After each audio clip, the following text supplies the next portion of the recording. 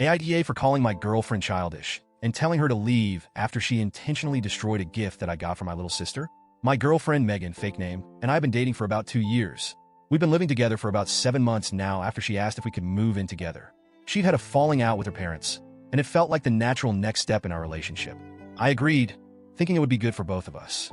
Not long after, a serious family situation came up, and I had to step in to take care of my 11-year-old little sister, who I'll call Emma, not her real name. I can't go into the details out of respect for her privacy, but she had no other option. Family is important to me, and I would never turn my back on her. So I told Megan about the situation and asked if she'd be okay with Emma moving in with us. Megan didn't seem thrilled. She raised concerns about the responsibility and said things like, "We're too young to take on that kind of burden, and what happens when we want to have kids?" She also complained about our place being too small for 3 people. She didn't outright say no, though, so I thought it would be something we could work through. And I didn't feel like I had a choice. Emma needed me, and there was nowhere else for her to go. So Emma moved in, and things were tense. Emma was always polite to Megan, going out of her way to be friendly. She really seemed to admire her and would try to talk to her or share things with her. Megan, though, was just cold, indifferent, almost like Emma was a stranger. It hurt to see, because Emma didn't deserve that, and she had already been through so much. I tried to convince myself that it was an age thing, that maybe Megan just didn't know how to connect with a kid. Fast forward to about a month ago, I'd saved up to get Emma a Nintendo Switch. She'd wanted one for a long time, and I figured it would be a good way to reward her for doing well in school, helping around the house, and generally just being a good kid. When I gave it to her, she was over the moon. It was probably the happiest I'd seen her in a long time, and it honestly made me feel good to see her so excited. But Megan didn't react well. She sulked when she saw the Switch, which confused me. I couldn't understand why she'd be upset. After that, Megan started borrowing the Switch from Emma constantly. At first, it seemed harmless, but then it got to the point where it was like Megan thought it was her own. Emma was hesitant to say no, and I could see she felt uncomfortable every time Megan asked. Sometimes Megan would even use it while Emma was at school, saying she got bored while I was at work.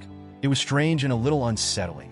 After noticing this pattern, I gently talked to Megan and asked her to ease up on using the Switch. I told her that it was a gift for Emma and that she should be able to enjoy it without feeling pressured to share it all the time. Megan didn't take it well. She barely spoke to me for the rest of the night, giving me the silent treatment like I'd done something wrong. Then last week, things came to a head. I just picked up Emma from school, and we came home to find her Switch shattered. I'm not talking about a crack or two. It looked like someone had taken something heavy to it and smashed it deliberately.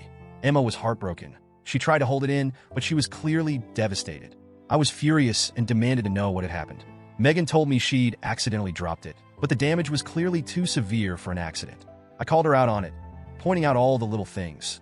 Her reluctance about Emma moving in, the way she'd taken over the Switch, and her weird resentment toward my sister.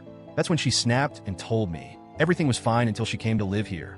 Hearing her say that was like a punch to the gut.